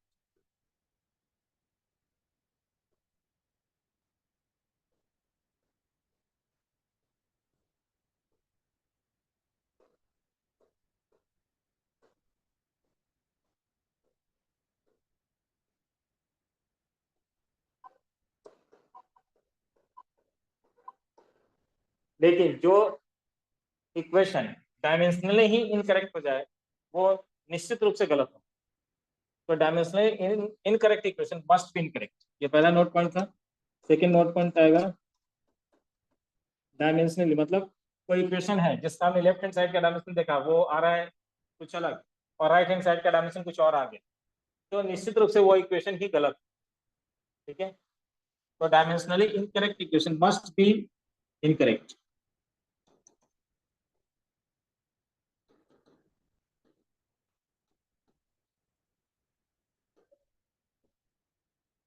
Must be incorrect,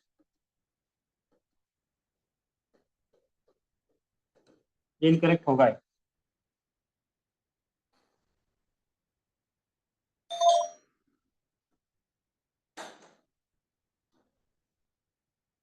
ठीक है,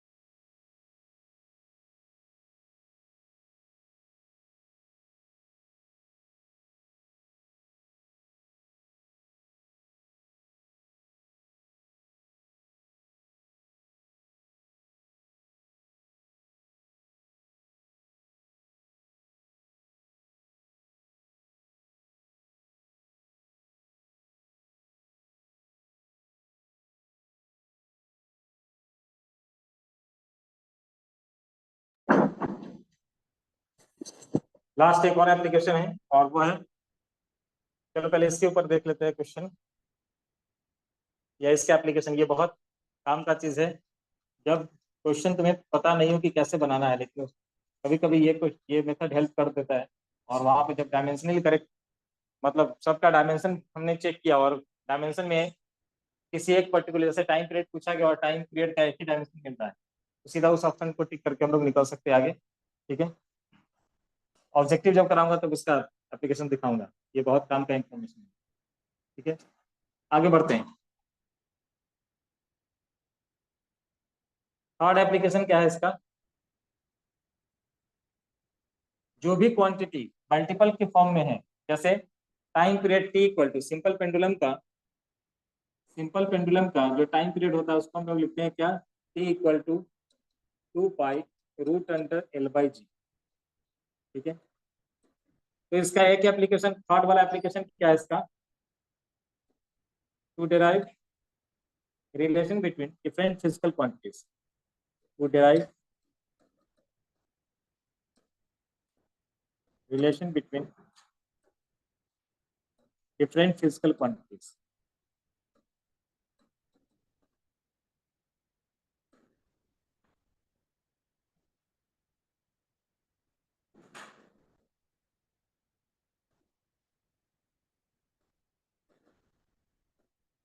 ठीक है, to derive relation between different physical quantity.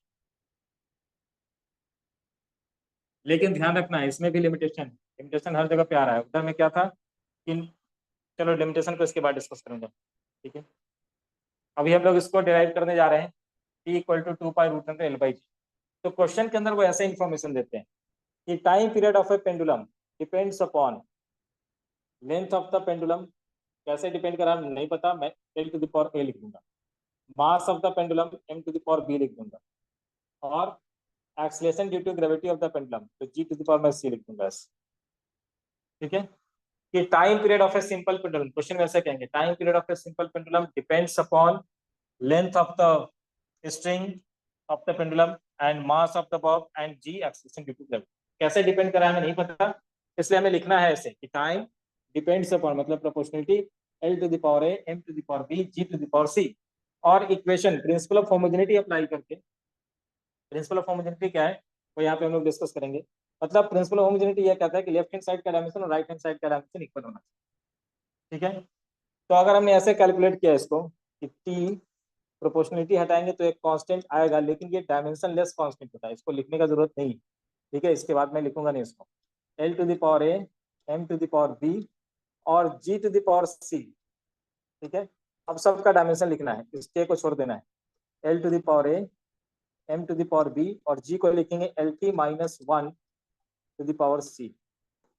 तो M to the power B, L to the power A और इधर में एल पे पावर सी है तो ए प्लस सी, फिर T to the power minus c. ठीक है, और इधर में क्या है M zero, M to the power zero, L to the power zero, T to the power one. ठीक है, यहाँ पे हमने क्या देखा कि b b M to the power b है, इधर में M to the power zero है तो बी को लिख दिया हमने जीरो। एल पे पावर क्या है ए प्लस सी, इधर में एल पे पावर है जीरो तो एल प्लस सी को इक्वेट कर दिया जीरो के साथ।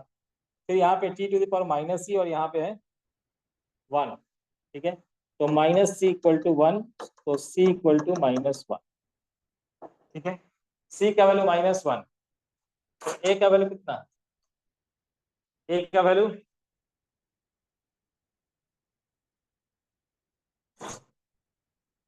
अच्छा ये मैंने गलत कर दिया क्या, जी को लिख दिया मैंने माइनस टू, ये वेलोसिटी का लिख दिया माइनस टू होना चाहिए, एक्सेलरेशन है ना g, acceleration due to gravity, तो एल टी माइनस टू होना चाहिए।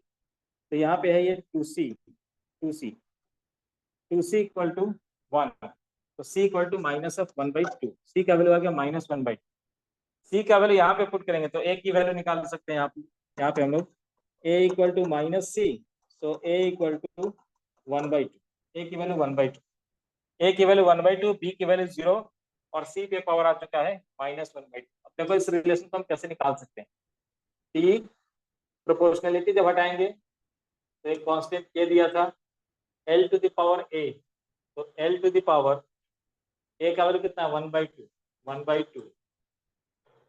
उसके बाद M to the power zero, mass पे डिपेंड नहीं कर रहा, इनटू क्या है c, c to the power c क्या था जी, तो g to the power minus one by, ऐसा।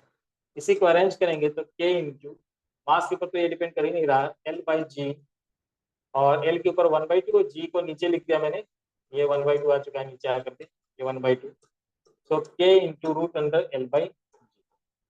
ठीक है, टाइम पीरियड, और एक्सपेरिमेंटली हम इस के को फाइंड करते हैं, डायमेंशनलेस कांस्टेंट का जो वैल्यू है यहाँ पे के इक्वल टू टू पाई है, तो t equal to two pi root under L by. ठीक है, सर डायमेंशन के लिमिटेशन में आएगा कि हम लोग जो डायमेंशनलेस कांस्टेंट होता है ना उसको हम ये सॉरी जो के होता है यहाँ पे प्रोपोर्शनलिटी कांस्टेंट, उसका डायमेंशन हम नहीं बता, उसका वैल्यू हम नहीं बता सकते। डायमेंशन तो उसको तो डायमेंशन लेस लिया है हमने, डायमेंशन तो लिया ही नहीं है, लेकिन इसका वैल्यू कितना होगा, जैसे यहाँ पे मैंने टू पाई लिख दिया तो ये एक्सपेरिमेंटली कैलकुलेट होता है, ये कांस्टेंट नंबर जो होगा, नंबर कितना है वहाँ पे वो ये नहीं बता पाएंगे, डायमेंशन एनालिसिस से नहीं बता पाएंगे, ये इसके लिमिटेशन में आता है। लेकिन हाँ जो रिलेशन है वो हम फाइंड कर सकते हैं कि किस तरह से प्रोपोर्शनलिटी का रिलेशन होगा, तो जो भी प्रोडक्ट में या फिर डिवीजन में है उन फिजिकल क्वांटिटीज का रिलेशन हम लोग यहाँ पे बता सकते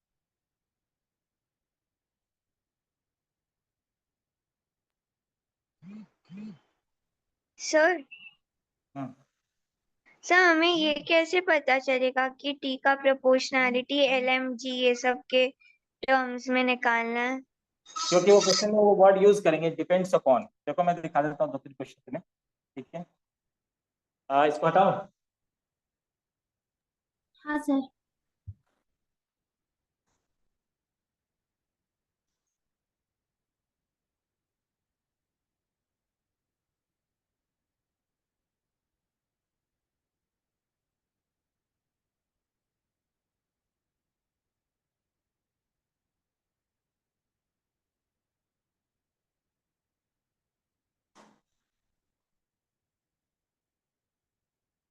देखो यहाँ क्वेश्चन, जब भी ऐसा क्वेश्चन होगा तो उसमें पहचानने का क्या तरीका है, kinetic energy of is rotating body depends upon, देखो यहाँ पे ये keyword depends on, depends on, depends on ठीक है, किसके ऊपर डिपेंड कर रहा है? मोमेंट ऑफ इनर्शिया के ऊपर डिपेंड कर रहा है, एंगुलर स्पीड के ऊपर डिपेंड कर रहा है, और ओमेगा के ऊपर डिपेंड कर रहा है। तो डिपेंड कर रहा है किसके ऊपर? मोमेंट ऑफ इनर्शिया के ऊपर और ओमेगा के ऊपर।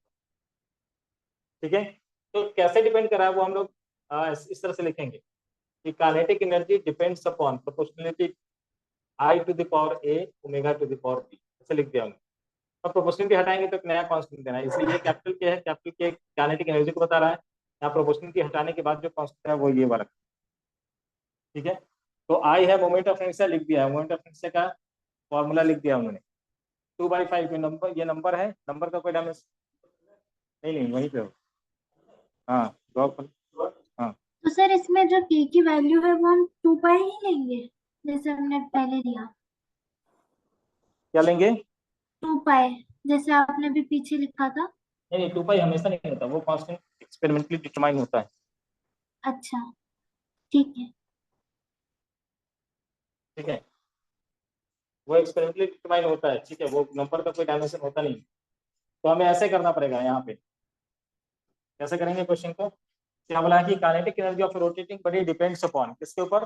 मोमेंट ऑफ इनर्शिया के ऊपर। तो क्वेश्चन में हमेशा ये वर्ड यूज करेंगे, ठीक है, डिपेंड्स अपॉन। यहाँ पे देखो, जैसे इधर में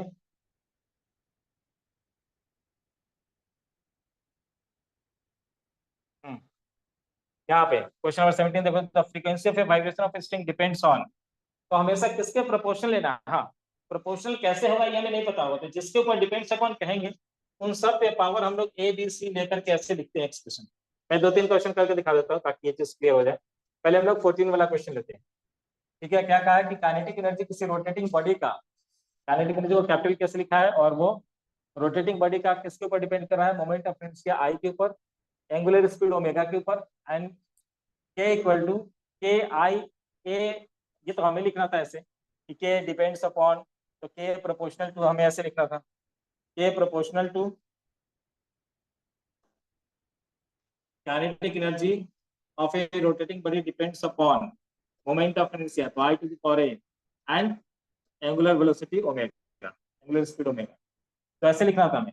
इसको हटा करके, प्रोपोर्शनलिटी हटा करके एक नया कांस्टेंट देना था, तो स्मॉल के लिखा है I to the power a omega to the power B. और आई बोल दिया उन्होंने, ये आई क्या है? मोमेंट ऑफ इनर्शिया, जिसका फॉर्मूला लिख दिया कि वो बिल्कुल तुम्हें तंग नहीं करना चाह रहे, लिख दिया। तो इसका नंबर का कोई डायमेंशन होता नहीं। मास के लिए हम एम लिखेंगे, आर रेडियस है, लेंथ है, तो एल टू द पावर 2 ये है इसका मोमेंट ऑफ इनर्शिया का डायमेंशन। और इधर में है काइनेटिक एनर्जी, ये वाला जो के है वो काइनेटिक एनर्जी। तो काइनेटिक एनर्जी का डायमेंशन हम लेफ्ट साइड में लिखेंगे। क्या लिखेंगे?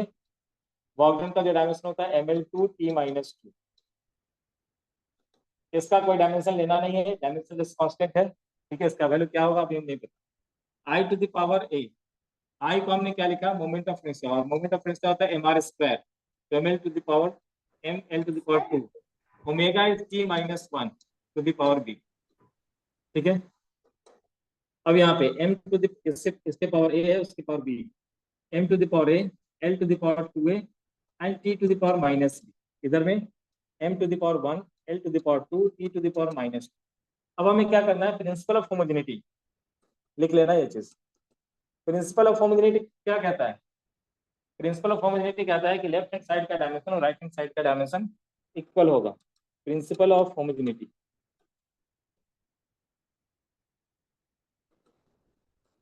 तो इधर में पावर ए है, m पे पावर ए है, इधर में पावर 1, तो a की वैल्यू 1, यहाँ पे 2a और इधर में 2 है, तो 2a इक्वल टू 1, तो a का 2a equal to, sorry 2, 2a equal to 2, तो a का वैल्यू 1, ये तो पहले भी आया हुआ था। और माइनस b, और इधर में -2, माइनस b इक्वल टू -2, तो b इक्वल टू 2। ए और बी का वैल्यू हमने फाइंड कर लिया, ए और बी का वैल्यू फाइंड कर लिया, तो काइनेटिक एनर्जी कैसे डिपेंड करेगा वो हम देख सकते हैं। Kinetic energy equal to I omega square, ये कांस्टेंट रहेगा। तो उन्होंने कहा था कि ए और बी की वैल्यू बताओ, तो ए की वैल्यू 1 एंड बी इज 2। ठीक है, तो जो भी फिजिकल क्वांटिटी दूसरे फिजिकल क्वांटिटी के ऊपर कैसे डिपेंड कर रहा है, अगर उन सब के बीच में रिलेशन कैसा है, मल्टीप्लीकेशन का है, तो हम इसको आसानी से बता सकते हैं। डायमेंशन एनालिसिस के एप्लीकेशन से आसानी से हम कैलकुलेट कर सकते हैं।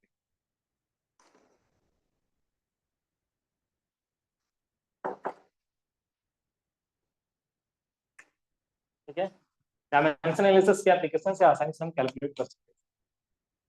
क्लियर? हाँ सर।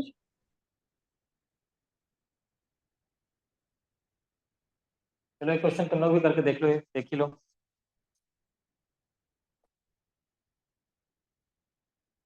और इधर में वो जो भी डीपीपी दिया है, ठीक है, डीपीपी देखना, उधर में डीपीपी में बहुत सारा क्वेश्चन है।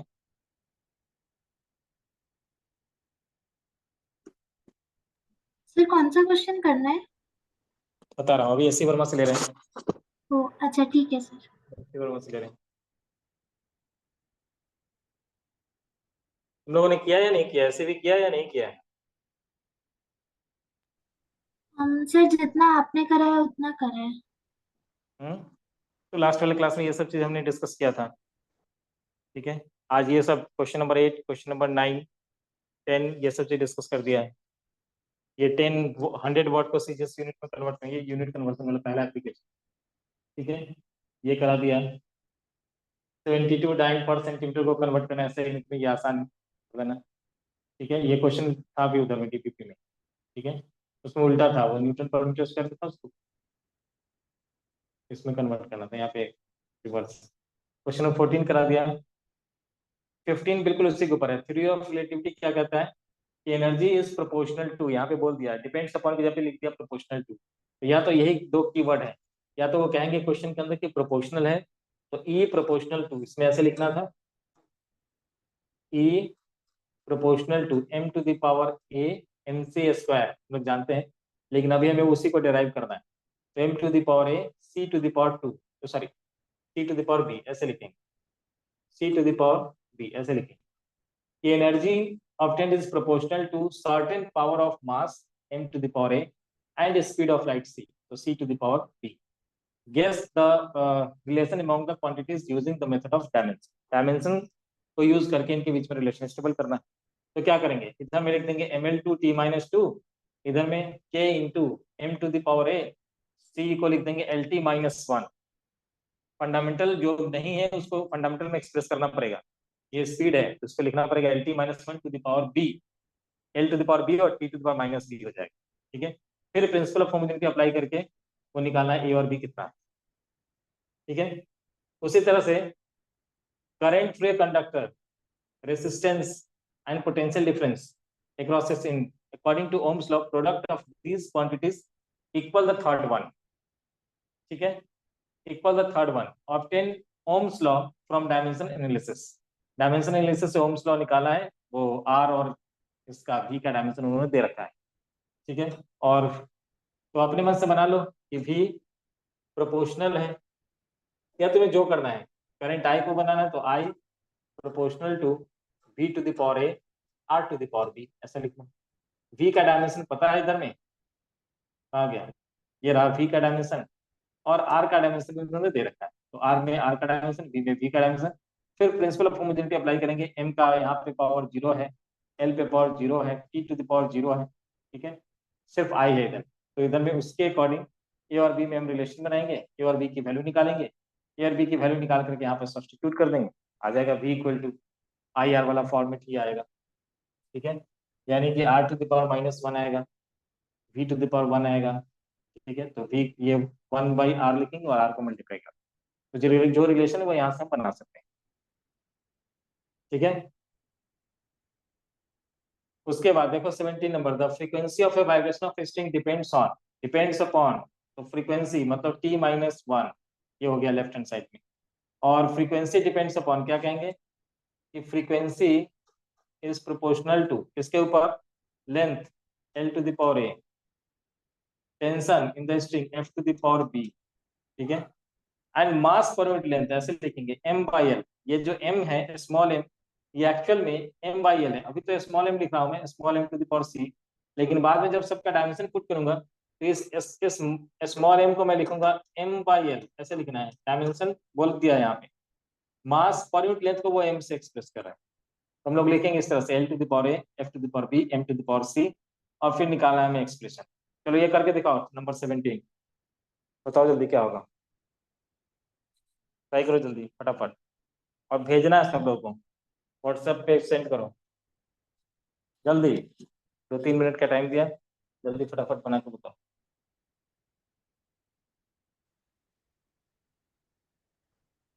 ठीक है, तो एफ प्रोपोर्शनल था, L to the power a, F to the power b, M to the power c के, फिर प्रोपोर्शनलिटी हटाया, कांस्टेंट देना था, इक्वल डायमेंशनलेस कांस्टेंट इसलिए उसको लिखा नहीं यहाँ पे। L to the power a, force का dimension M L T to the power -2 whole to the power B, और ये मास दिया हुआ था, मास पर यूनिट लेंथ, तो M by L to the power C.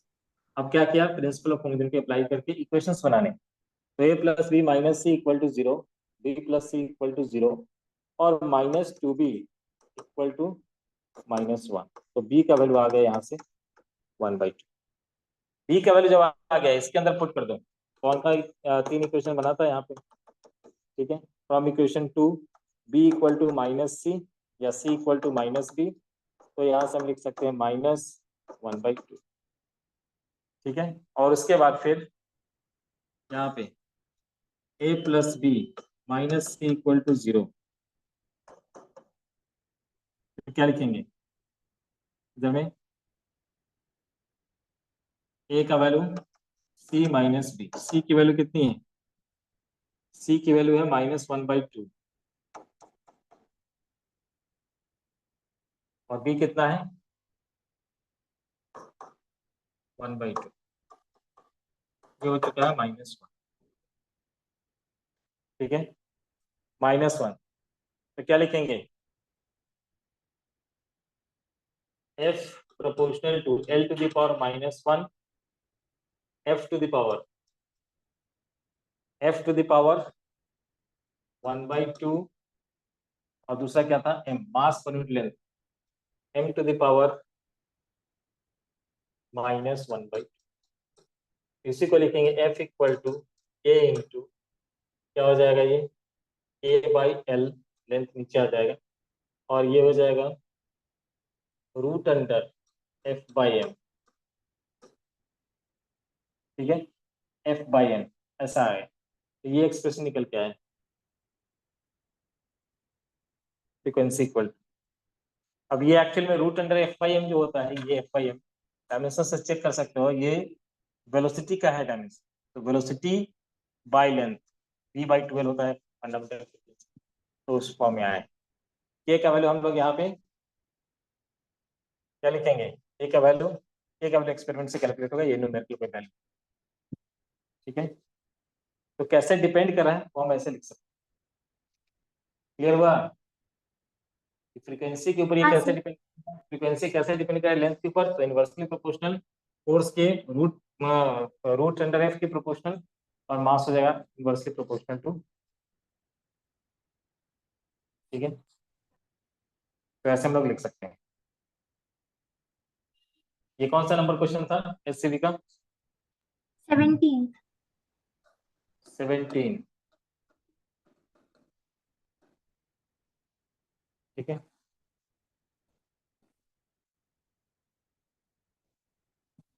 तो जब भी डिफरेंट फिजिकल क्वांटिटी डिपेंड करने वाले क्वेश्चन होंगे तो उसको हम लोग डायमेंशन से बना सकते हैं, लेकिन ध्यान रहे लिमिटेशन के अंदर हम लोग जब जाएंगे, वो सबको नोट्स के अंदर लिखा हुआ है, लिमिटेशन में बता दे रहा हूँ, ठीक है। लिमिटेशन के अंदर क्या क्या है, लिमिटेशन इसमें कि ये 3 क्वांटिटी के ऊपर डिपेंड करा तो ये निकाल देगा, 3 क्वांटिटी होना चाहिए और प्रोडक्ट के फॉर्म में या डिवीजन के फॉर्म में, तब ये निकाल लेगा रिलेशन। लेकिन अगर कोई चीज प्लस और माइनस के फॉर्म में आ रहा है तो ये डायमेंशनल एनालिसिस से रिलेशन नहीं निकलेगा। तो पहला है प्लस के फॉर्म में या माइनस के फॉर्म में अगर कोई रिलेशन, कोई फिजिकल क्वांटिटी रिलेट हो रहा हो तो उसको हम डायमेंशन एनालिसिस से कैलकुलेट नहीं कर सकते, पहली बात। दूसरा लिमिटेशन कि जो कांस्टेंट होता है ये कांस्टेंट की वैल्यू हम यहाँ डायमेंशन से नहीं निकाल सकते। तीसरा जो हो गया, और क्या बताया था शुरू में कि डायमेंशनली जो करेक्ट इक्वेशन होते हैं वो एक्चुअल में मे नॉट बी करेक्ट हो सकता है, क्योंकि इसका एक लिमिटेशन है कि ये नंबर का कोई डायमेंशन नहीं लेता। तो 1/2 भी हट गया, 1 भी हट तब भी हट गया, तो ये दोनों इक्वेशन को ही करेक्ट बता रहा था, याद होगा, ठीक है। ये वाले इक्वेशन को भी ये करेक्ट बता रहा था और ये वाले को भी ये करेक्ट बता रहा था, डायमेंशनली ये दोनों करेक्ट था, लेकिन एक्चुअल में करेक्ट इक्वेशन ये, तो ये इसके लिमिटेशन में आएगा, ठीक है। वो सब लिख दिया है लिमिटेशन में, जब जाने पर वो सब चीज दिख जाएगा। अब क्या करना है तुम्हें, ठीक है, तुम लोगों को क्या करना है, SC वर्मा पूरा लगाना है, SC भी, SC वर्मा पूरा ट्राई करना है, ठीक है। SC Verma unit and dimension का पूरा ही ट्राई करना है। मैं नेक्स्ट वाली क्लास में पूछूंगा कि किसका कौन सा डाउट है SCV में, ठीक है, ये पूरा। और उसके बाद जो DPP है, DPP 1 2 3 बहुत सारे, इसमें 1-2 क्वेश्चन ऐसे हैं जो नहीं होंगे। DPP में कुछ क्वेश्चन ऐसे हैं जिसके लिए तुम्हें 12th का इंफॉर्मेशन चाहिए होगा, जैसे पूछ दिया कि मैग्नेटिक परमेबिलिटी का डायमेंशन, तो DPP अभी मैं कहूंगा जितना हो सकता है उतना करना। नेक्स्ट क्लास के बाद तुम DPP पूरा करना। नेक्स्ट क्लास में बताऊंगा मैं कि 12th वाले पोर्शन में किस तरह से हम याद रखते हैं चीजों को, ठीक है। मतलब जो लास्ट वाली क्लास में मैंने दिया था PDF सब लोगों को शेयर किया था, ठीक है, कि कितने टाइप के क्वेश्चंस होते हैं, कैसे बनाना है, तो वो सब चीजें हम लोग डिस्कस करेंगे। और फिर कॉम्पिटिटिव एग्जाम में जो क्वेश्चंस आए हुए हैं वो एक बार डिस्कस करेंगे, ठीक है, डायमेंशन से रिलेटेड। इसलिए थ्योरी तो पूरा ही पढ़ा हुआ होना चाहिए, ठीक है। उसके बाद फर्स्ट 1 आवर में तो मैं डिस्कस करूंगा कि हाँ क्या क्या चीज तुम्हें ध्यान में रखना है, याद रखना है, क्योंकि राइट फ्रॉम द बिगनिंग ये नहीं कि हमने 12th नहीं पढ़ा है इसलिए हम ये क्वेश्चन को छोड़ दे रहे हैं, नहीं, तुम्हें करना है करो, अभी हेल्प लेकर के करो, बाद में वो चीज वो जाते जाते अपने आप प्रिपेयर हो जाता है, ठीक है। ओके आज के लिए नेक्स्ट वाले क्लास के लिए थ्योरी प्रिपेयर करके रखना, ठीक है।